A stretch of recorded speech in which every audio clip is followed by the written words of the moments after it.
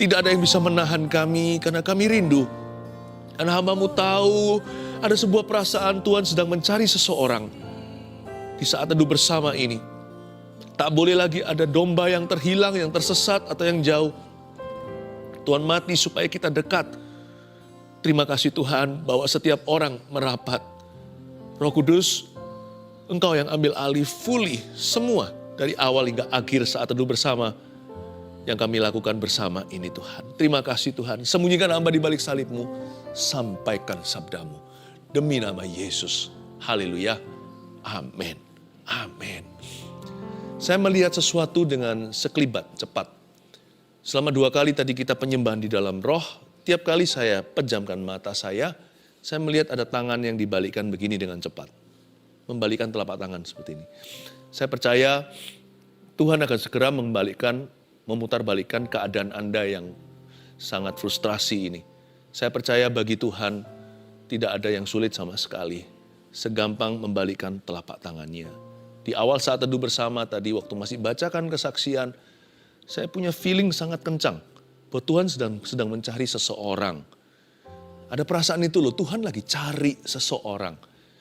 Kayaknya saya ulang, ada orang-orang yang sudah menjauh dari Tuhan, nah ini ikut saat teduh bersama, bukan kebetulan. Ada orang yang sudah bolong-bolong doa, udah jarang masuk ke hadiratnya. Ada juga orang yang udah menjauh dari persekutuan dengan saudara seiman, udah gak mau ke gereja, yang kepahitan, maunya hanya ibadah sendiri di rumah. Saya percaya Tuhan mau mencari seseorang, mungkinkah orang itu adalah Anda? Dan hari ini apa yang saya sampaikan juga sebuah pesan dari Tuhan, dari sebuah cerita tentang 10 orang kusta yang disembuhkan. Saya kasih judul, di manakah 9 orang kusta itu? Mari kita buka sama-sama di Lukas pasal yang ke-17. Tuhan mencari 9 orang kusta yang tidak datang. Makanya saya kasih judul, di manakah 9 orang kusta itu? Mari kita baca dulu ayatnya, ayat 11-19. Dalam perjalanannya ke Yerusalem, Yesus menyusur perbatasan Samaria dan Galilea. Ketika ia memasuki suatu desa, datanglah 10 orang kusta menemui dia. Mereka tinggal berdiri agak jauh dan berteriak, "Yesus, Guru, kasihanilah kami." Lalu ia memandang mereka dan berkata, "Pergilah, perlihatkanlah dirimu kepada imam-imam." Dan sementara mereka di tengah jalan, mereka menjadi tahir. Seorang dari mereka ketika melihat bahwa ia telah sembuh, kembali sambil memuliakan Allah dengan suara nyaring. Lalu tersungkur di depan kaki Yesus dan mengucap syukur kepadanya. Orang itu adalah seorang Samaria. Lalu Yesus berkata, "Bukankah ke-10 orang tadi semuanya telah menjadi tahir? Di manakah yang 9 orang itu? Tidak adakah di antara mereka yang kembali untuk memuliakan Allah selain daripada orang asing ini?" Lalu ia berkata kepada orang itu, "Berdirilah dan pergilah, imanmu telah menyelamatkan engkau." Sebuah kejadian yang penuh dengan makna, ini cerita yang penuh dengan kuasa. Dan kita akan belajar hal-hal yang terlalu berharga untuk kita lewatkan. Makanya ambil catatan, segera kita akan masuk dalam pewahyuan setiap ayatnya. Ke-10 orang kusta ini disembuhkan Tuhan, begini latar belakang cerita. Suatu hari ayat 11, dalam perjalanannya ke Yerusalem, Yesus menyusur perbatasan Samaria dan Galilea. Galilea itu daerah orang Yahudi. Itu di daerah Israel Utara. Lalu Yesus menyusur perbatasan antara Galilea dan Samaria. Samaria sudah tergolong daerah asing atau diasingkan karena orang Samaria dan orang Yahudi tidak akur. Orang-orang Israel, orang Yahudi asli tidak suka dengan orang Samaria karena orang Samaria itu ngaku Yahudi padahal mereka sudah campuran, gak keruan. Meskipun mereka menyembah Allah yang sama, tapi cara mereka berbeda. Samaria punya mezbah dan punya altarnya sendiri. Yahudi mensakralkan bahwa menyembah Tuhan itu harus ada di bait suci, yaitu di Yerusalem, Israel Selatan. Yesus itu sangat mengasihi semua orang. Tuhan gak punya diskriminasi atau prejudisme. Tuhan menyusur di tengah-tengah perbatasan Galilea dan Samaria. Saya kasih bocoran dari 10 orang kusta yang disembuhkan, orang Samarianya outnumbered, minoritas, karena hanya satu saja. 9 Yahudi yang sembuh, 1 Samaria. Ketika ia memasuki suatu desa, ayat 12, datanglah 10 orang kusta menemui dia, berhenti di sana. Biasanya gini ya, tembok-tembok yang dipasang oleh manusia itu biasanya runtuh sendiri kalau orang itu sengsara. Iya enggak? Ini lucu ya. Mereka itu musuh bebuyutan. Oh nggak mau orang Yahudi dan Samaria itu bergaul. Ingat nggak Yesus, ada satu cerita Yesus sendirian di sumur Samaria. Ketemu sama wanita Samaria. Yesus minta air, dia sampai tertegun. Karena perempuan itu berkata, masa kamu seorang Yahudi berbicara kepada kami orang Samaria? Agak sinis sih. Lalu pembicaraan mereka berkelanjutan sampai orang Samaria itu mengaku Yesus adalah Mesias. Yesus menawarkan air kehidupan. Nah wanita itu heran dia, kenapa seorang Israel seperti Tuhan Yesus itu mau bicara sama dia. Dia juga kaget, kok kamu mau bicara sama aku? Bahkan minta air dari aku. Mereka itu saling gak suka, bahkan saling membenci. Gak pernah mereka berkomunikasi. Tapi ketika mereka kena kusta sama-sama, mereka gak peduli. Dari geng mereka itu 10, ada satu yang Samaria, mereka tetap tinggal bersama di situ karena mereka nggak punya pilihan. Orang-orang yang kena kusta harus berada di luar kemah atau berada di luar kota. Zaman dulu kota-kota itu ada gerbang, mereka harus di luar gerbang. Dan mereka nggak bisa memilih karena itu sudah tempat pengasingan. Mereka kumpul sama-sama. Maksudnya apa di sini? Gini ya. Jadi orang itu kita nggak boleh sengaja pasang tembok pemisahan. Tanpa itu pun kita nggak bisa loh bergaul dengan semua orang. Jadi orang itu yang belajar, jadi orang itu yang friendly. Yang ramah sama semua orang. Kalau kita bisa cari teman, kenapa kita buat musuh? Nggak perlu cari musuh pun sudah ada musuh. Kenapa nggak kita buat teman? Human walls come down.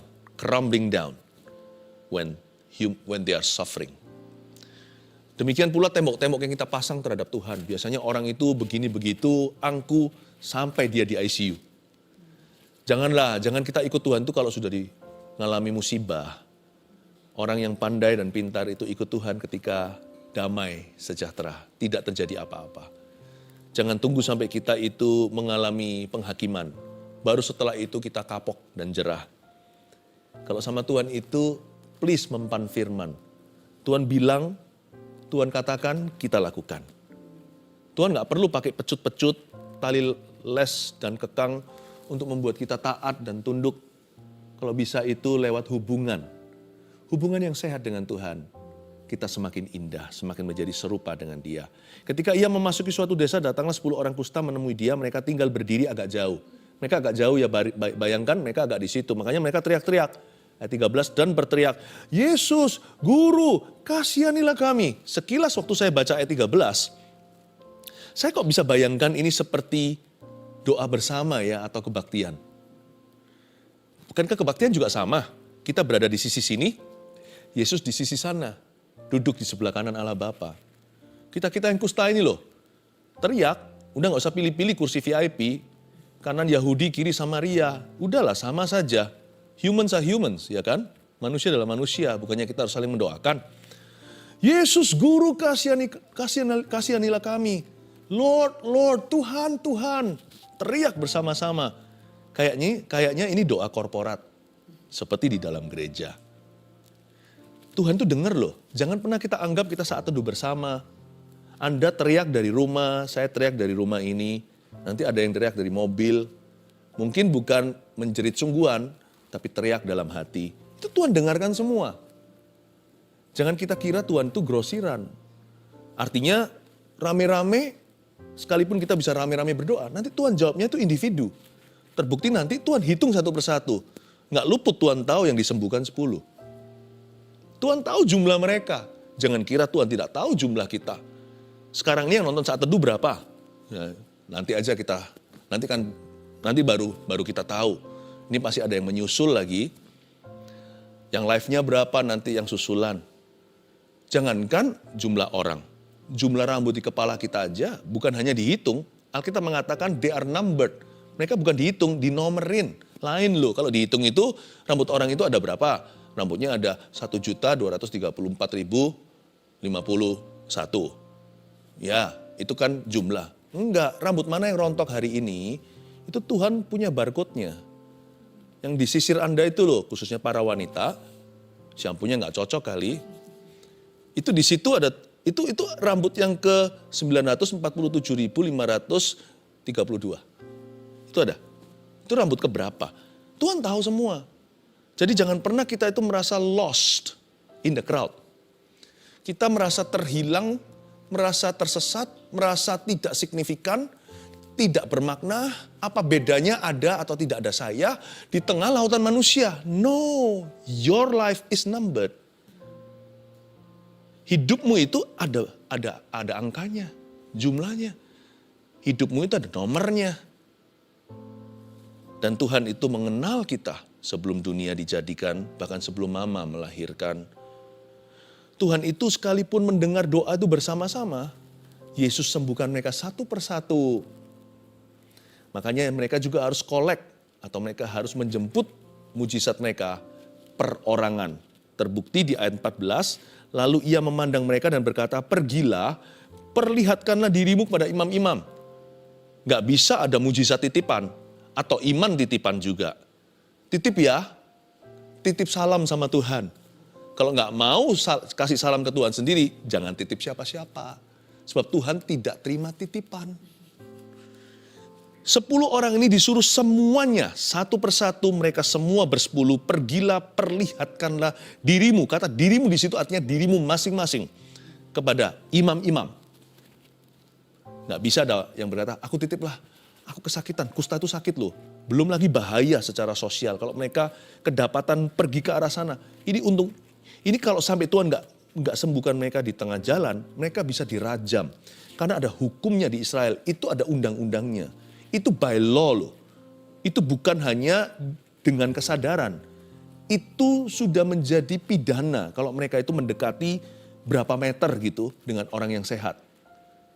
Itu mereka bisa saja dikeroyok massa. Massa sih nggak berani keroyok mungkin ya, lempar batu. Untungnya, bukan untung, di dalam Tuhan tidak ada lucky, yang ada hanyalah blessing. Tengah jalan mereka disembuhkan. Jadi waktu mereka ketemu imam, mereka sudah tahir. Makanya kalau ada yang imannya kurang kuat kan bisa titip mereka yang beriman kuat. Titip ya doakan. Aku sendiri gak berani jalan ke sana. Gimana aku jalan? Sebagian orang kusta itu mungkin sudah kehilangan kakinya salah satu atau dua-dua. Yang pasti jari-jarinya udah putus itu. Bisa jadi, pernah lihat gak orang kusta? Kasihan, bahkan ada yang hidungnya udah lepas tinggal lubangnya. Itu kusta bukan penyakit kulit biasa. Kusta itu penyakit yang tak tersembuhkan. Dan anggota-anggota tubuh satu persatu akan gugur ke bumi. Ketika mereka diberitahu pergilah perlihatkan dirimu kepada imam-imam, gak ada yang berkata, kamu aja ya, kamu yang pergi titip doa. Dan Tuhan juga tidak akan sertakan mujizat bagi orang yang tidak melangkah.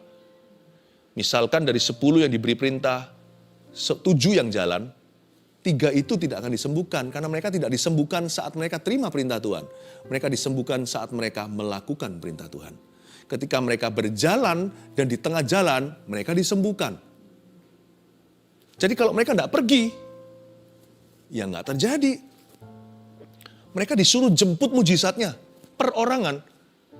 You bisa berdoa bersama, kira-kira begitu bahasanya. Tapi mujizatku, ke kehidupan, mujizatku akan kuberikan satu persatu. Mujizat itu nggak pernah grosiran. Mujizat Tuhan itu selalu personal dalam kehidupan kita. Seorang dari mereka, ayat 14, lalu ia memandang mereka dan berkata, pergilah, perlihatkanlah dirimu kepada imam-imam, dan sementara mereka di tengah jalan, mereka menjadi tahir. Lihat ya, persisnya di detik kapan, di menit berapa mereka disembuhkan. Yaitu ketika mereka di tengah jalan, mereka menjadi tahir. Seorang dari mereka, ayat 15, ketika melihat bahwa ia telah sembuh, kembali sambil memuliakan Allah dengan suara nyaring. Saya renungkan ayat ini, saya cerna memamah biaknya. Setelah saya telan, saya muntahkan, saya terus renungkan. Saya heran, kenapa ayat ini nggak berbunyi seorang dari mereka ketika merasa sudah disembuhkan. Kalau merasa sudah disembuhkan juga cukup valid. Misalkan kalau Anda pusing, lalu nggak pusing kan sudah tahu kalau Anda sudah sembuh dari pusingnya. Kusta itu juga sama, itu gatalnya mana tahan. Itu sampai mungkin pakai pecahan-pecahan kaca untuk menggaruk. Mereka nggak peduli pedih karena gatalnya lebih luar biasa. Mereka bisa aja merasa sudah sembuh.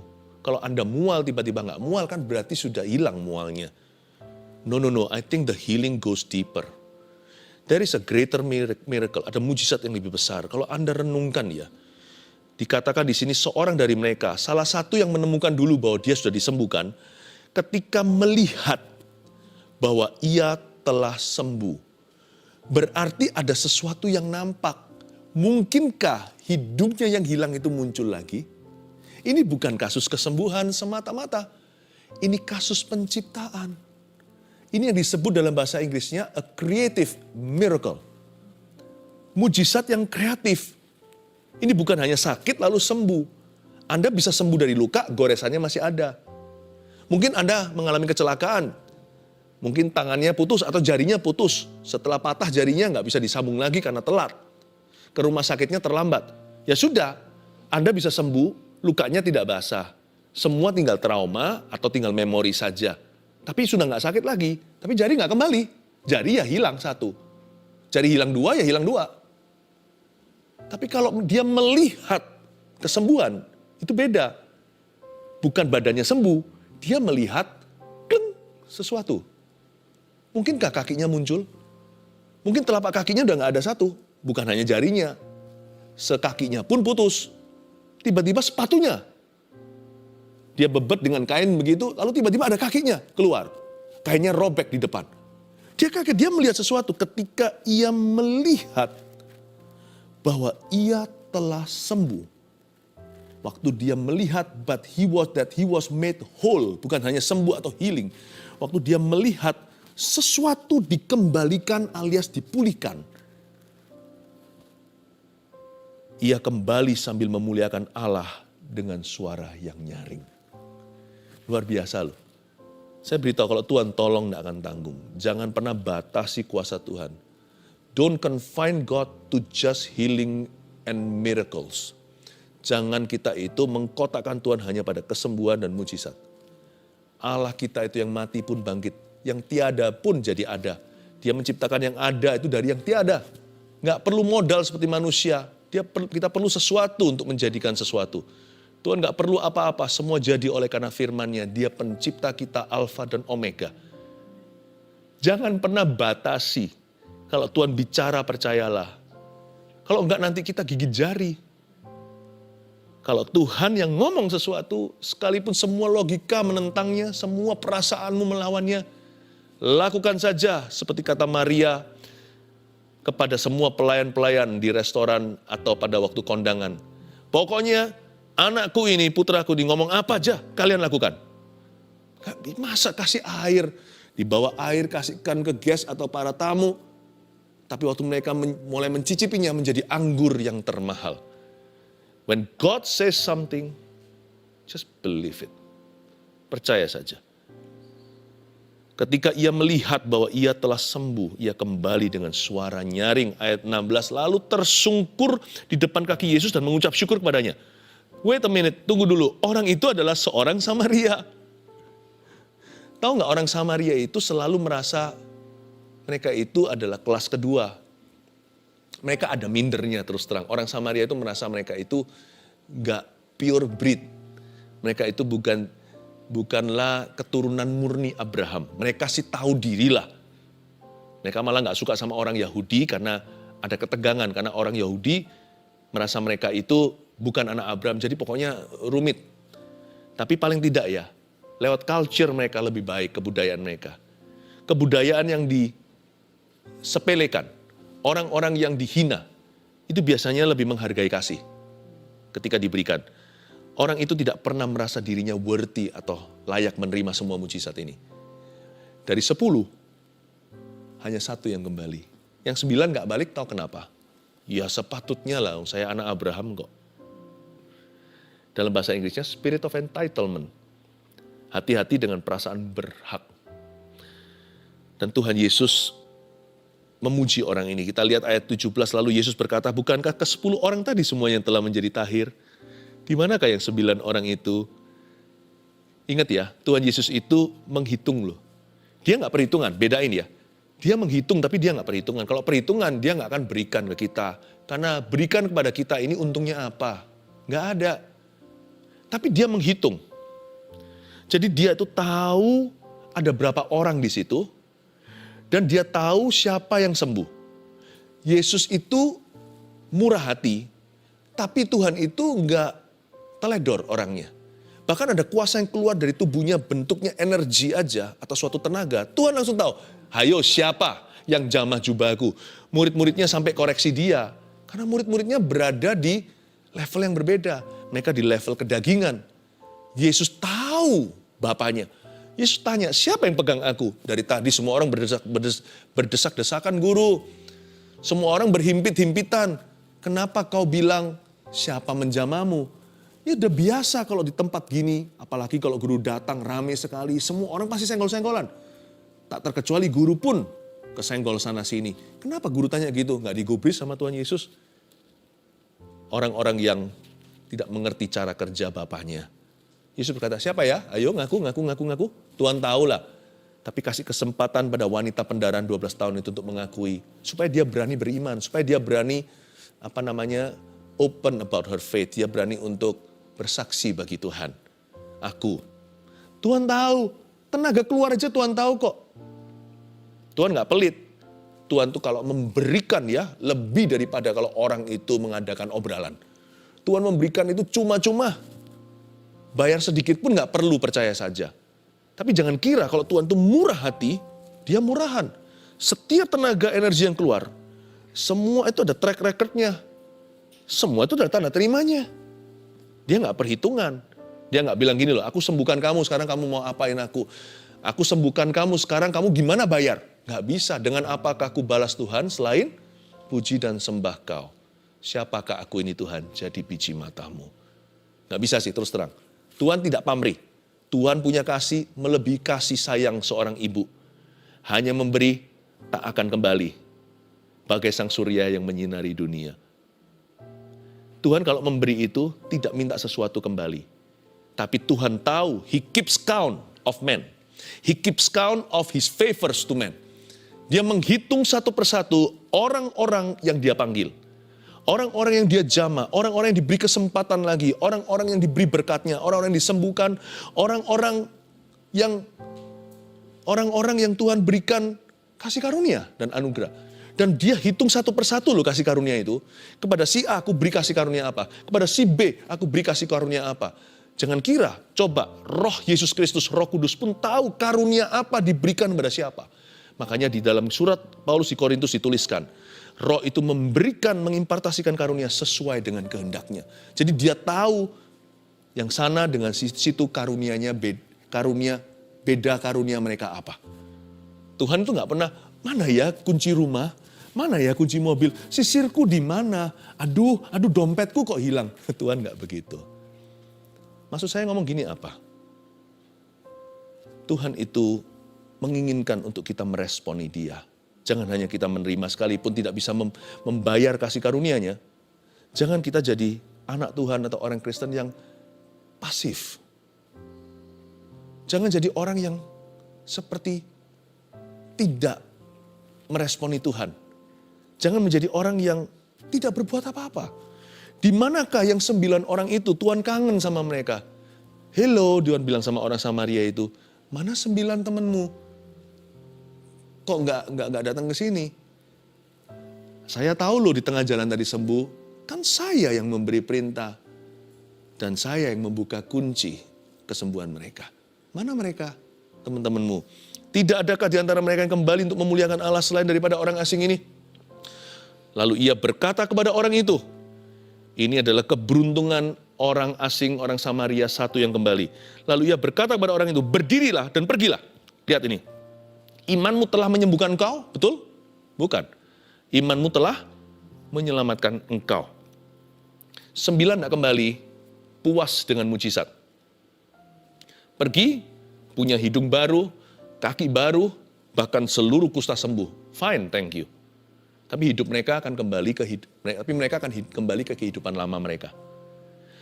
Orang sakit sembuh tetap akan mati.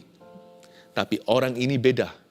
Dia menerima kesembuhan, dia kembali pada Tuhan, hidupnya mengalami transformasi. Imanmu menyelamatkan kau, hatimu benar, maka satu-satunya dari 10 orang kusta ini yang diselamatkan hanyalah orang Samaria. Saya tidak tahu kejadian berikutnya, kan Alkitab tidak mencatat. Misalkan mereka semua mati keesokan hari, saya berani pasti ambil konklusi dari cerita ini, 9 mereka anak Abraham namun akan dilemparkan ke dalam api.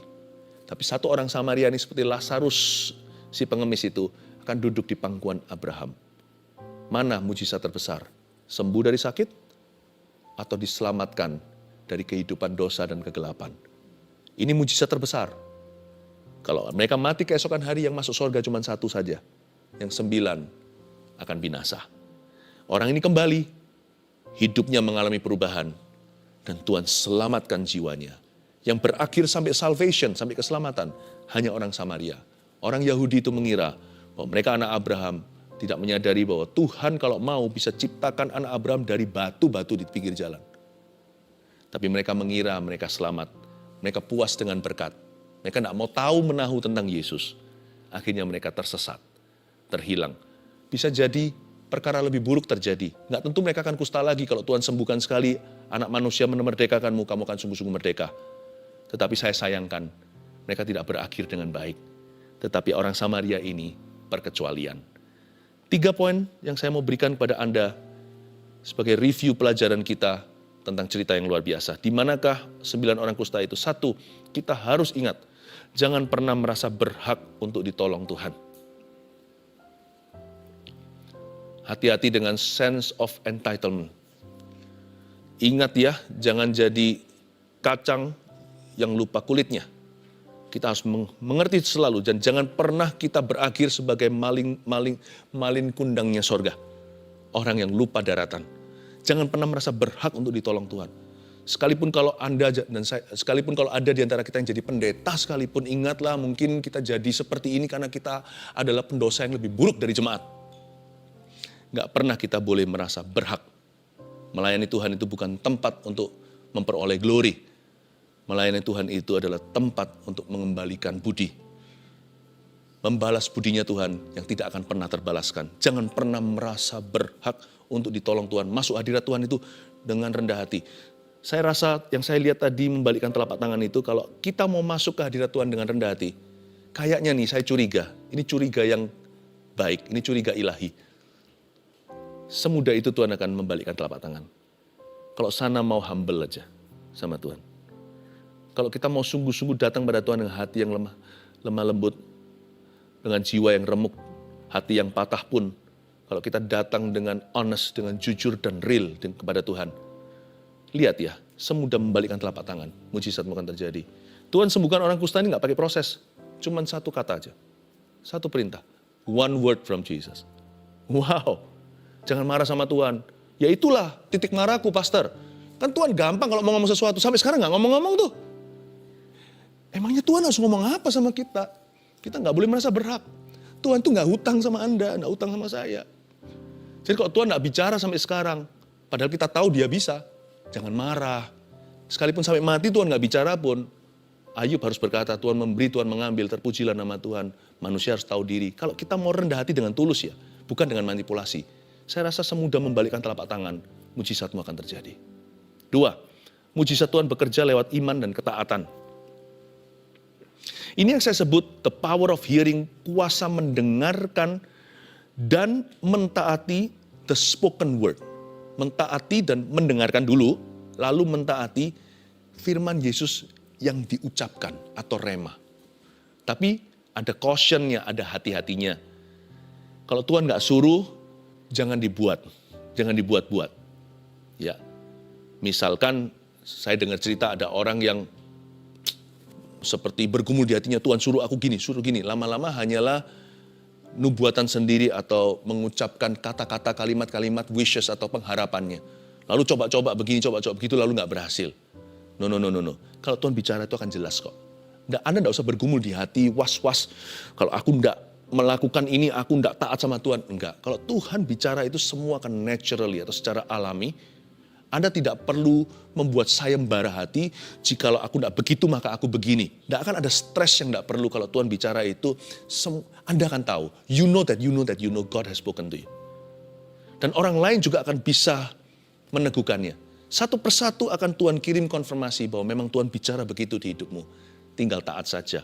The power of rema. Makanya itu pada saat teduh bersama kayak gini, waktu ada hikmat marifat, ketika ada suatu kata-kata hikmat, muncul sesuatu orang begini, ngalami begitu. Tuhan lagi mengerjakan ini dalam hidupmu. Saya dengar banyak kesaksian di mana itu nggak persis keadaan Anda. Nubuatan yang persis itu ada, yaitu untuk orang tertentu. Tapi Anda waktu mendengarkan itu, iman Anda turut melompat. Meskipun deskripsinya nggak persis seperti yang Anda alami. Tapi Anda beriman juga. Terjadi sesuatu loh. Terjadi sesuatu juga. Ya. Meskipun deskripsi itu untuk orang lain, nantinya mereka akan kesaksian, itu saya pastor. Anda yang turut percaya juga menerima sesuatu. Itulah kuasa firman yang terbang atau rema. 3, Tuhan perhatikan mereka yang tidak kembali dan bersyukur. Catat ini baik-baik. Kalau Tuhan bisa kangen dengan yang 9, Tuhan juga bisa menangkap sinyal hati yang kurang bersyukur. Berarti Tuhan juga bisa melihat dan Tuhan juga bisa memperhatikan orang-orang yang absen dari hadiratnya. Termasuk mereka-mereka yang punya kebiasaan datang telat ke gereja. I think Tuhan itu tahu. Yang simpel-simpel aja ya. Misalnya ada orang-orang yang bertobat namun juga tidak mau pergi ke gereja.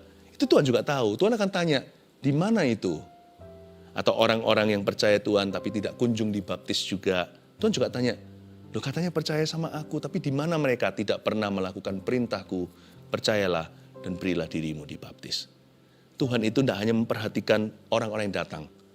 Tuhan juga memperhatikan orang-orang yang tidak datang. Tuhan tanya, where are they? I miss them. Nggak marah loh, bahasa ini kalau Anda baca tadi Tuhan tanya sama si ex-kusta ini, mantan kusta. Tuhan tanya tentang teman-temannya. Tuhan nggak ngamuk. Tuhan tanya sama dia baik-baik.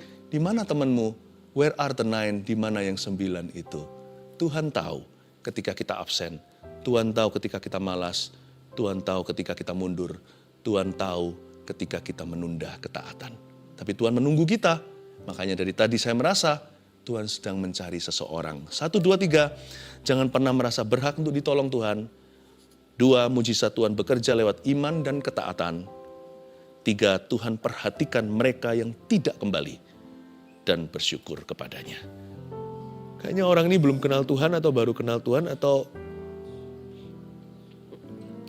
pernah kenal Tuhan atau pokoknya Anda sudah di luar hadirat Tuhan.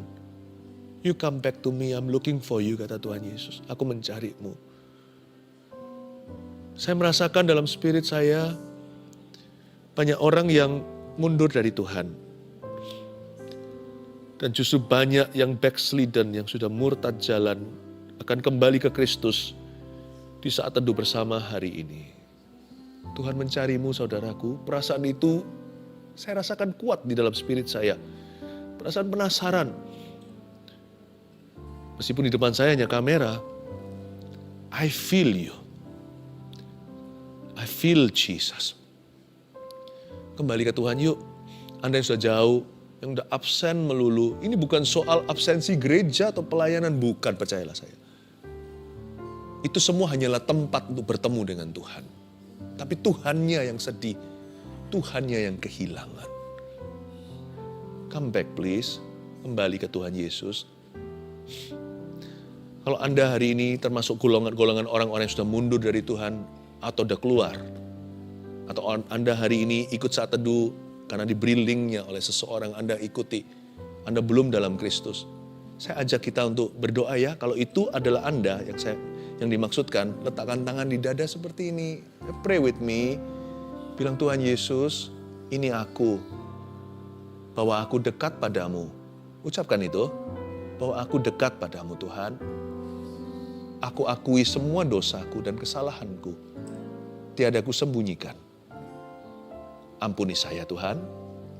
Mulai hari ini beriku kuasa untuk berjalan dalam iman dan ketaatan pada firman. Roh Kudus tolong saya. Roh Kudus penuhi saya. Bilang itu dalam nama Yesus. Amin. Kita doa dulu untuk setiap orang yang hari ini mengirimkan permohonan doanya di live chat. Ini adalah kontak iman kita. Ulurkan tangan ke depan, kita sembahyang. Tuhan, jamahlah Tuhan. Oh raya suara raya. Inna ya nora ya raya sana ya raya. Tuhan. Banyak orang yang berbeban berat, saya bisa rasakan bebanmu berat saudaraku. Tapi izinkan saya mengucapkan ke telinga Anda. Tuhanku lebih besar dan Dia akan menjawab doa Anda. Semudah membalikkan telapak tangan, Dia akan membalikkan keadaanmu. Jikalau engkau percaya kepadanya, just be humble, jangan marah, tinggalkan panas hatimu itu. Kata Tuhan Yesus di dalam Mazmurnya, tinggalkan panas hatimu itu.